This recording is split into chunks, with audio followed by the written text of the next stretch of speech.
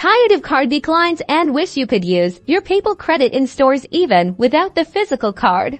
Well, you absolutely can. Today, we're unlocking the secret to using your PayPal credit for in-store purchases, making shopping smoother than ever. So let's jump right in first. Make sure you have the PayPal app downloaded and logged in on your smartphone.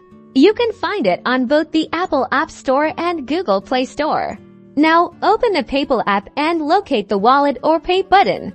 This might be at the bottom or top of your screen. Depending on your app version, this is your gateway to contactless in-store magic. Tap it.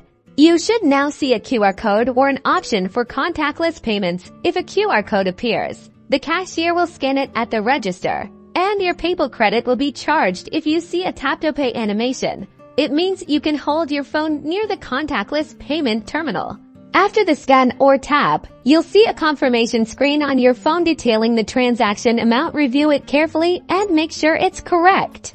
That's it. You've successfully used your PayPal credit in-store without a physical card. Easy peasy. Remember that not all stores accept PayPal in-store payments. So look for the PayPal logo at the checkout or ask a cashier now. You can enjoy the convenience of PayPal credit wherever you go.